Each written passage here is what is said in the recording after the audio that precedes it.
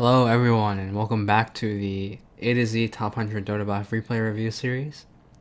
This is episode number 5 and we're going to be looking at Axe today. This is the number 7 ranked Axe on Dotabuff. He has over 200 games and an 80+% win rate, so he has very impressive stats on Axe.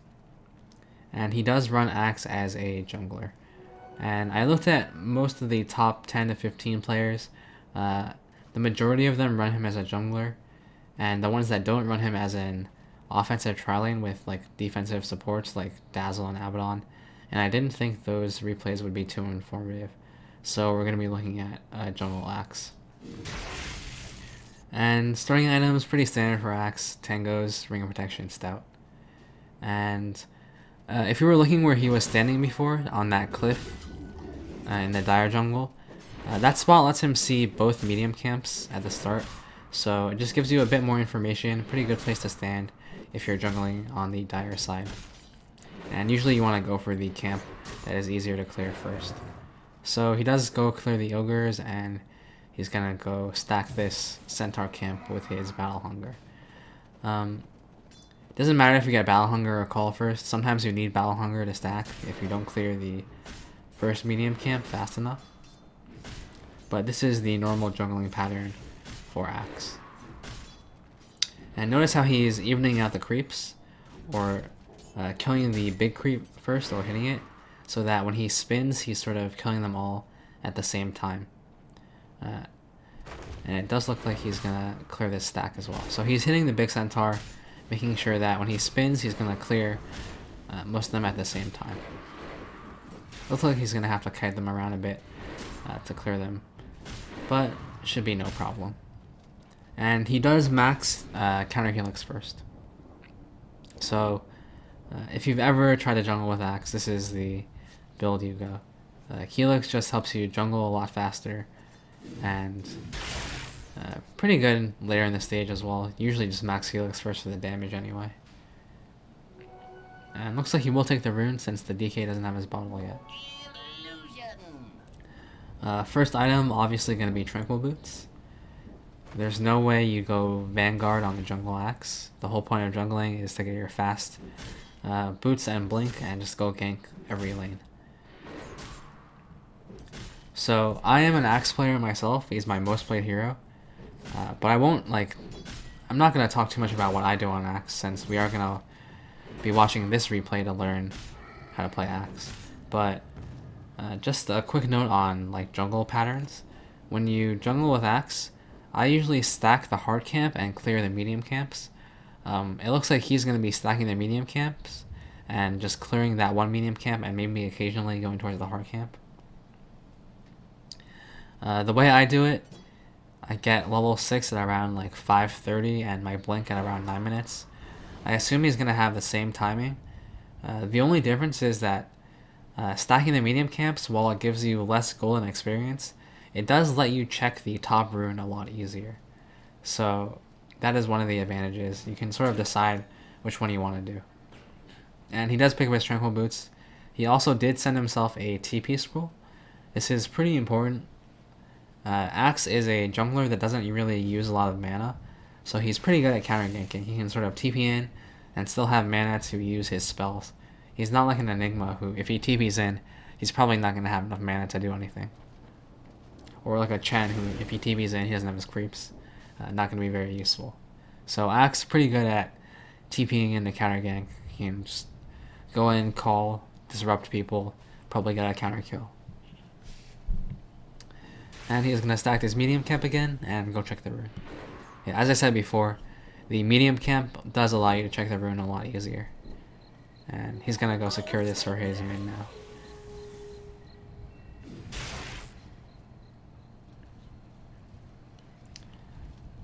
Alright, so one level in call, one level in battle hunger. Sometimes you need to use call to tank stacks. But that's usually only for very big stacks. And obviously when you jungle, you want to drop your Tranquil Boots. Some people have an aversion to dropping their boots because they're afraid they're going to get killed or stolen. but it's really not a big deal as long as you pay attention to the map. So as long as there's no like Invis bounty hunter roaming on you all game, or like all their heroes are missing off the map and you think they might be roaming the jungle, I guarantee you like 99.9% of the time you will never get your boots stolen. And it's really worth it to drop your boots. It makes jungling a lot safer and faster. You're gonna be at a high HP pool, and if anyone roams in the jungle, you're probably gonna live since you're regenning so much. If you don't drop your boots, you usually the jungle at a pretty low HP since you don't get the regen. And the proper way to drop your boots is to shift click them on the ground and then walk over them so you stand on top of them like he's doing right here. It's really hard for anyone else to click the boots without attacking you instead, so it's another way to protect your boots. If you don't really know how to do it, I have a video on boot upgrades on my channel that you can watch, and I show how to do it there. But yeah, he's just doing regular juggling stuff, not too much to talk about. Gonna stack this hard camp at 52 and probably go check the rune. So it does look like he's not level 6 yet, but the Rubik did come to get experience from the stack. So I assume like in a normal, if he was solo, a normal game, he would probably be level 6 by now. So the timing for stacking the medium camp and stacking the hard camp, pretty much the same. Now, okay, I'm gonna break my rule for a second and talk about what I would do. But normally when I'm level 6, I'll gank the offlane, and that's usually an easy kill since you have Tranquil Boots, and Calling Blade makes killing people really easy. But we'll see what he does here. He does still have his TP. He has 175 mana, so he can TP in, drop a call or a blink, or a Battle Hunger. And he's gonna stack this one again. Obviously, Blink Dagger next item. And looks like there's a gank mid. Let's see if he TP's in. Yep, he's gonna TP in. And unfortunately give up first blood, but really nice 2 counter kills there. So, as I said before, you can TP in, you're gonna have enough mana for a call, or whatever you choose to use. Okay, so he's getting lazy here, not dropping his boots. Pretty fine. He's probably gonna go back to base anyway.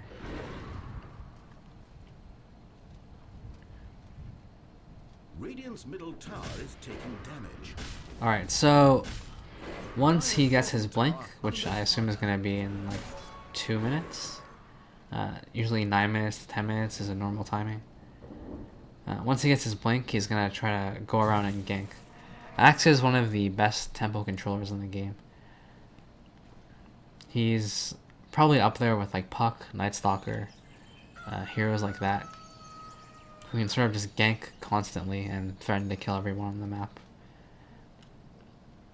But he does pick one of their TP and a magic stick. I'm not sure about that, but I'm sure he has his reasons. I'm not really too sure what they are, since he's in the jungle until his dagger, and it just sets his dagger back by 200 gold, but whatever. I can't really think of an explanation for that, sorry. But yeah, I think I'm just going to fast forward until his dagger. I know I've never fast forwarded before in a replay, but I think jungling is pretty boring to watch. Okay. Hitting creeps, stacking. Hitting creeps. Alright, dagger. Okay. Alright, so he has his dagger. He bought his magic wand. And we'll see what he does with this. He also does get a smoke of deceit. Okay, so this smoke immediately smokes in base. Smoking is something that's really good to do if you're a hero in the jungle who has like a dagger, like a Bat Rider, Enigma, heroes like that. And oh, missed black hole, but that's unfortunate. Yeah, but it's good to smoke once you get your dagger, because you want to sort of catch the enemy heroes by surprise. That first blink gank is pretty important. You can usually kill anyone on the map with it, and you want to focus on the high priority targets. Unfortunately, he had to TP in the counter gank, so they probably saw his dagger. But usually you want to go for like the carry or the mid, and smoking really helps sort of keep your dagger hidden.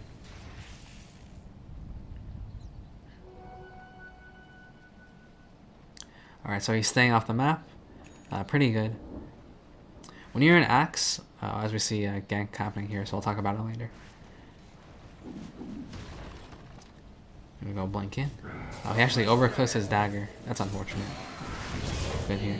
And black hole. Okay, so what the Axe did there, well, one, he overclicked his dagger, which is something that happens to everyone, so not too big of a deal, but good call on ulti. What he did there when he called the Magnus is he hit him and then he walked backwards towards his tower. And what that did was draw the Magnus sort of up the ramp and a little bit out of position. Makes killing him a bit easier. If you don't understand what I'm talking about, if you know what canceling your attack animation is, basically you just like hit a hero and then you cancel your backswing so that you can chase them easier. He basically did that, but instead of walking forwards, he walked backwards. And because of the Berserker's call, the Magnus had to walk forward to attack him, so he was sort of drawn up the river and more towards the enemy team. And you can just do that to sort of push people out of position and make it easier for your team to catch up. It works best with melee heroes, since range heroes will usually just stand in one place and attack you since they're ranged. But if you're against a melee hero, that's a pretty cool thing to do.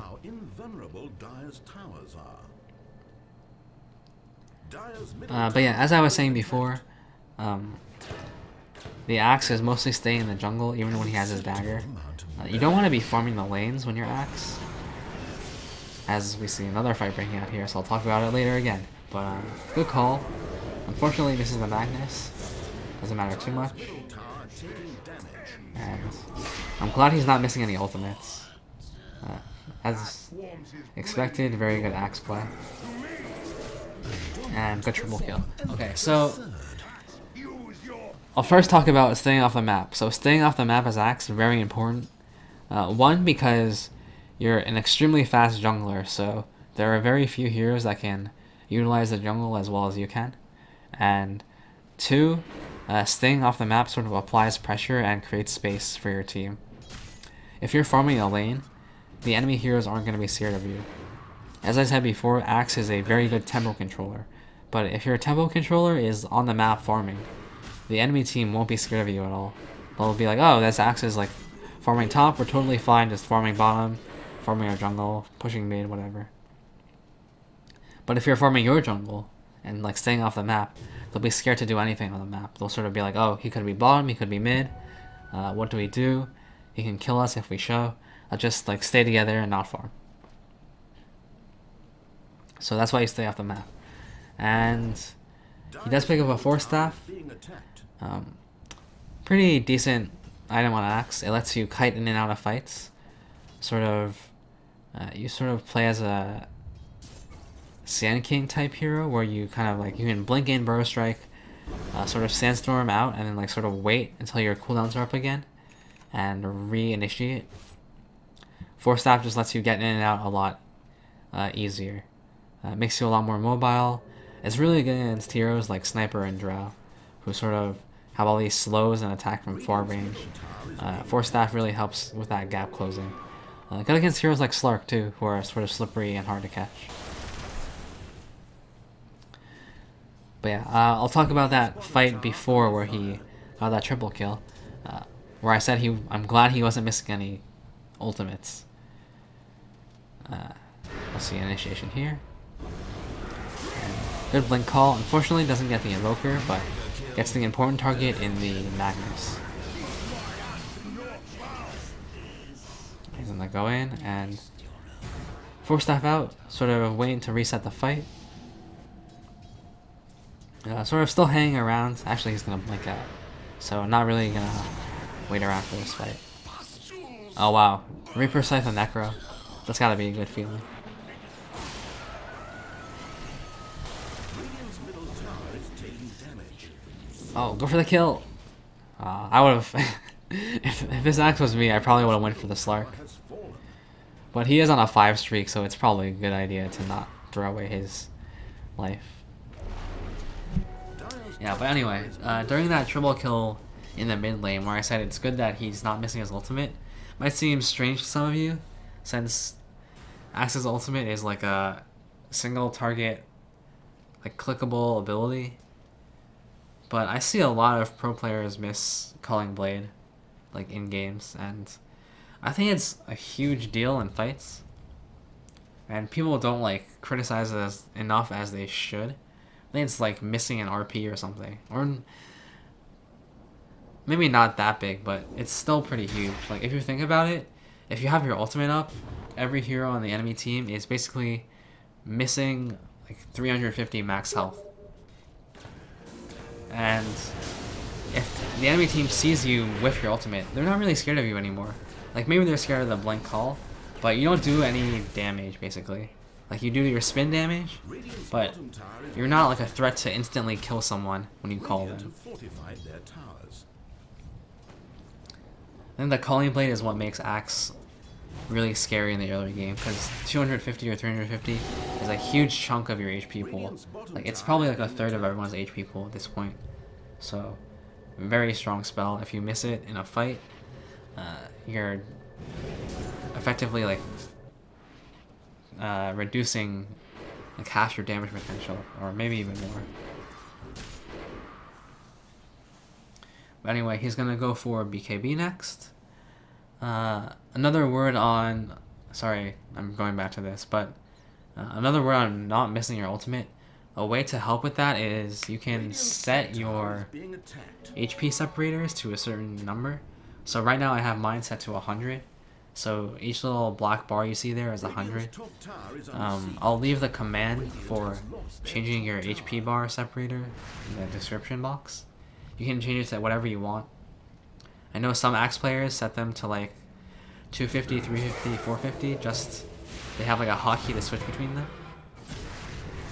And they can sort of toggle when they get their level 1, 2, and 3 ultimates. It's pretty useful. But anyway, that gank there, really nicely played. What I was talking about before with a Magnus, where you call him and you walk backwards, he did the same thing to the Necro, but now he has a Force Staff. So he called him, walked back, the Necro was like facing him to attack, and he Force Staffed the Necro so that it was effectively like a swap. So he Force Staffed the Necro into his team. We can watch that again, actually. I think it would be pretty helpful. Okay, so he blinks, calls, walks backwards, battle hungers, then Force Staffs him into his team, so the anti-mage is able to hit him.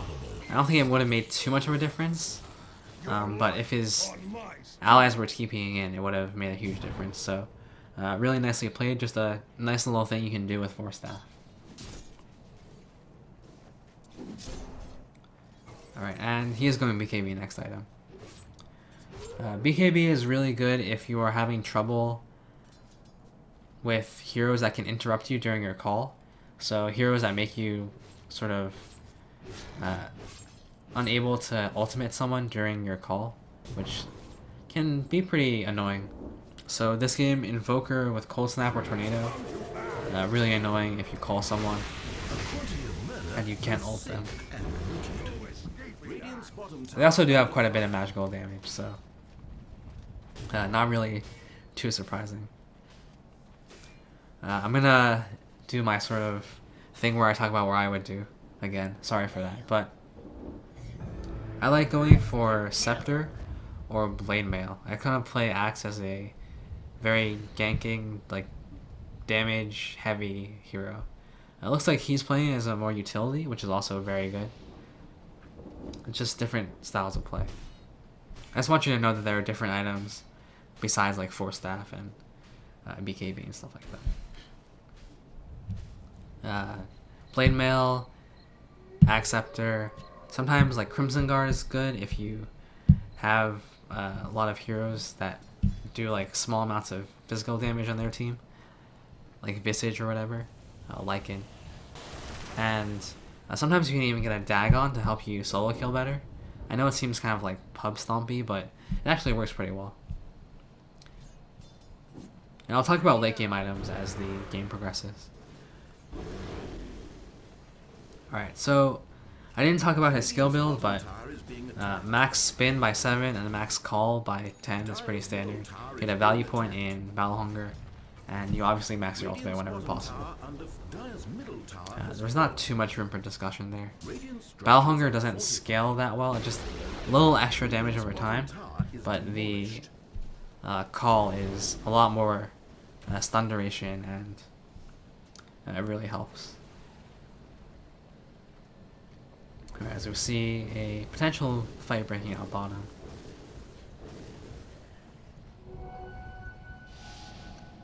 Alright, we'll see how this Axe plays this. Alright, stun on the Necro. Blinks in, calls, and ooh, the RP.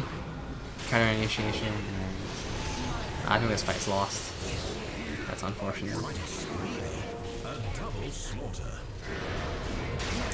Yeah, okay, so the Axe was, I think, a bit too jumpy there. He's been playing pretty well so far, like, he's been using his Force Staff very well, where he sort of blinks in, initiates for the first wave, and then once he sort of gets his call and all his spells off, his ultimate if he can use it, he sort of backs out with his Force Staff, and then he waits for his call cooldown to come off again, and then he looks for a chance to reinitiate. And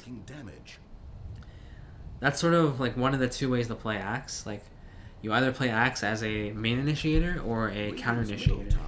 And he's been doing both so far. He's been like initiating first and then sort of resetting like in the middle of the fight and then going in again. But during that fight, the DK was the main initiator, and the Axe sort of jumped in at the same time as him. So they used two of their initiations at once. And they lost the fight because the Magnus came in and RP'd them. I think if the Axe waited a bit to counter-initiate after the Magnus RP, they might have done better that fight, but I'm not too sure since it was 4-on-5 and there's no anti-mage. But yeah, just be aware that you have choices when you initiate. Especially if you have like a good lineup like this, like a Clockwork and a DK. You can sort of wait to counter-initiate instead of being the one initiating. I think Ali 2000s talked about this, where a good counter-initiation is better than a good initiation. Obviously, if there's like a perfect initiation and you like blow up 3 heroes at once, that's gonna be better. But if you like, if there's like a Ravage and you counter Ravage them, the counter Ravage is more valuable because you're gonna stun them during the time they stun you. So like they sort of have less time to act, if that makes any sense. There's also, if you're counter-initiating, you're usually in better position than they are because they're sort of moving in to fight you, so there's always that. And we see this Axe gonna go towards the Ancients.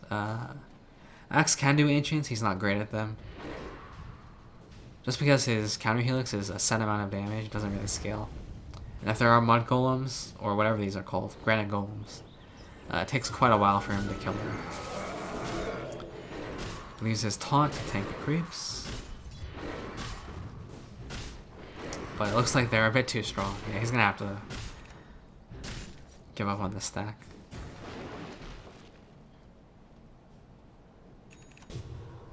This Axe always overclicks his blink, which is, I don't want to say like terrible, but it's pretty bad. We are learning from him though, but do not learn from this. Try to click your blink like at the proper range.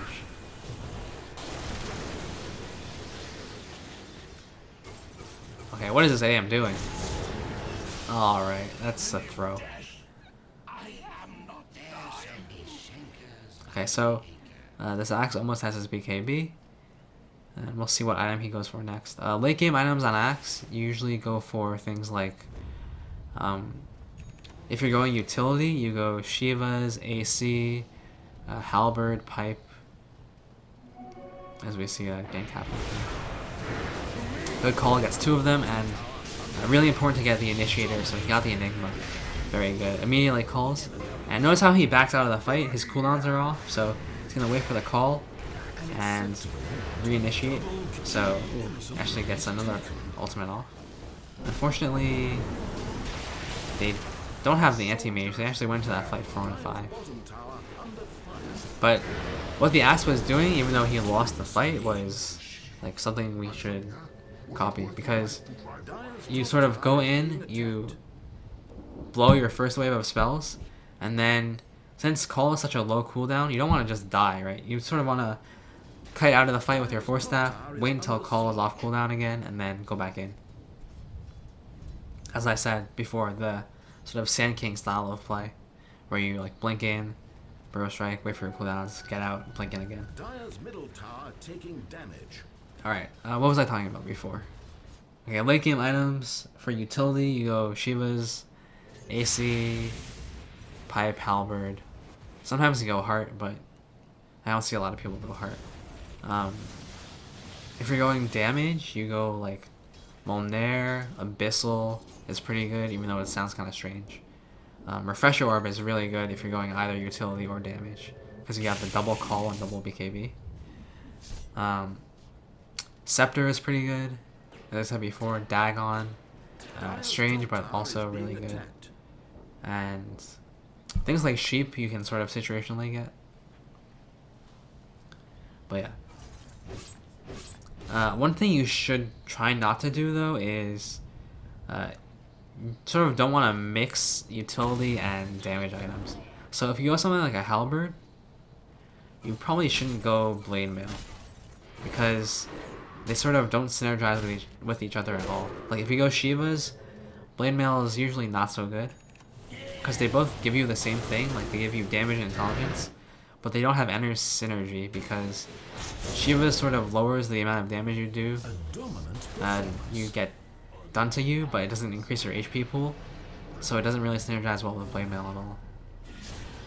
But they both sort of give mana and armor, so just make sure to itemize correctly. And I would talk about the game, but it looks like his teammates are just getting picked off one after the other, so not much you can do here. I will spoil this a bit. They do eventually end up losing, so we're not actually going to watch the whole thing, because I don't think it's too interesting after a certain point. It just, the Radiant team fight is so overwhelming that there's really not much chance they can win after a certain point. Even if this Axe gets like amazing calls, which he actually ends up not doing. He misses his last few calls. I think he like whiffs a lot of them at the end, but misplays happen. The conceptual parts are what we're really trying to learn from here. Mechanically, it's not too big of a deal. You can always like say you should blink better and call better, but decision making is probably most important. Or like little tricks that he's doing, like he knows how to team fight properly. He knows to go in and out of fights, wait for his cooldowns. Good BKB, make sure his dagger doesn't cancel, and even though it's a one-man call, good initiation. Actually manages to tank the Reaper Scythe, so very well played. And the Rubik gets the black hole, so they actually managed to win that fight off of a really good cogs that cut off the enemy team, and Rubik was able to steal black hole, so very well played. But again, notice that after he sort of BKB called, actually tanked the Necro ulti, just ran out again, waited for his time to go in, and then he was able to go in while the Rubik was black holing, so help his team clean up. Alright, and this is something you want to do as Axe when you're pushing. He's playing this really well. You don't want to sort of be hitting the buildings, especially against a team like this, where you have Magnus and Enigma. The reason why is because, as we see right here, the Magnus is going to RP, and he's immediately there to counter-initiate. So as I was talking about before, you have these options of being the main initiator or the counter-initiator, but it's really hard to be the main initiator when you're pushing, right? So just be the counter-initiator. stay back. You don't really do too much damage to buildings anyway. You have no like building damaging items, no really good attack items. So just stay back. If he got caught in that RP, it probably would have been a wipe, but since he was able to call the Magnus, they got away with only 2 heroes. So very nicely played. And let's see what his next item is going to be.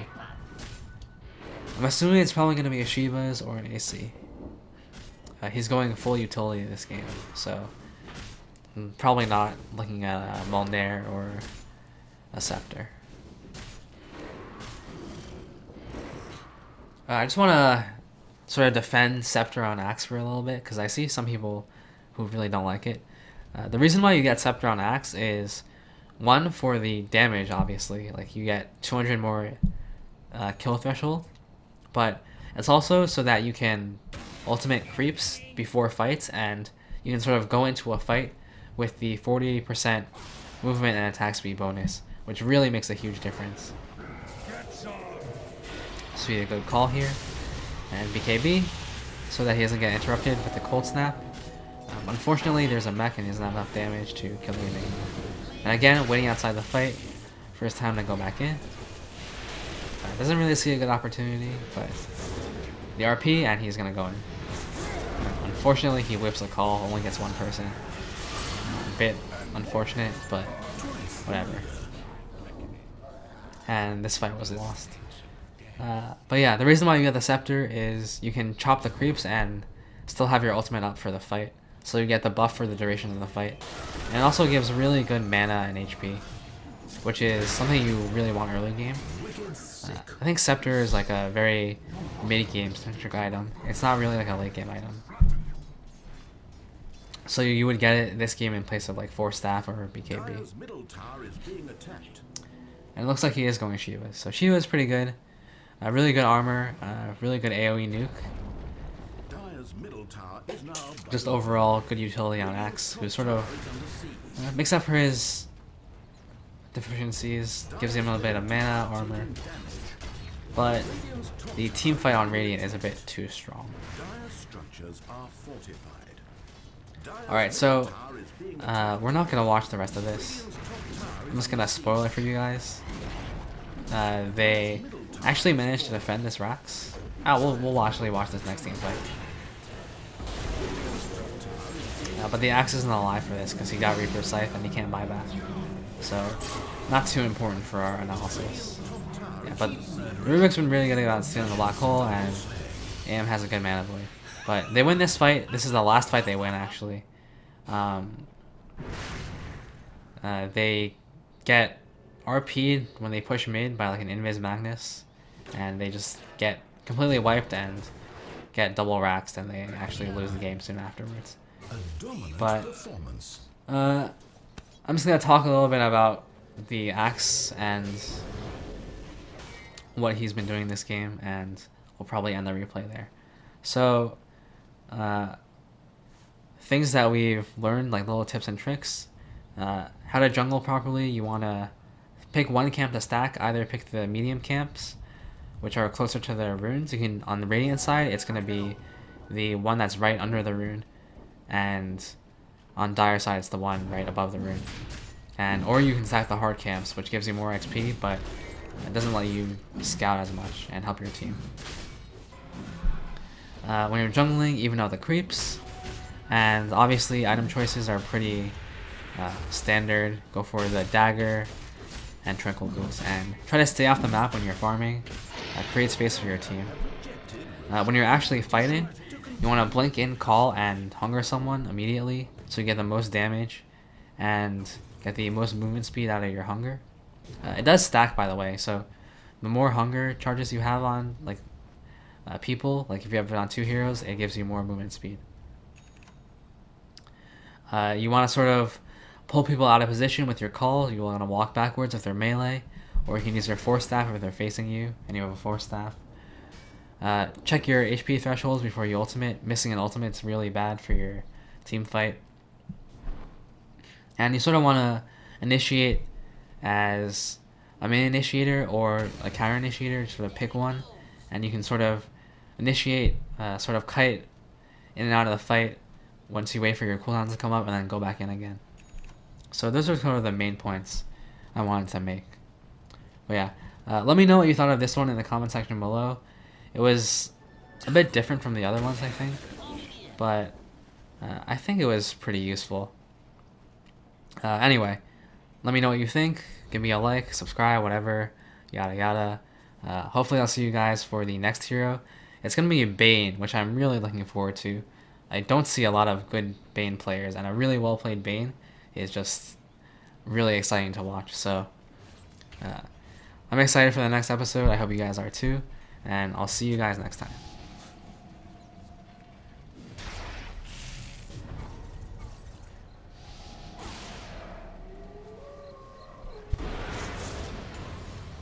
Dire's top tower is under siege.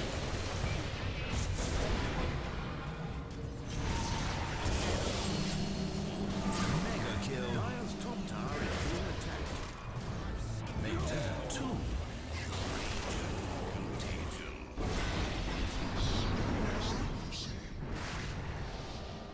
Dire's top tower is being attacked. Dire's top tower is under siege.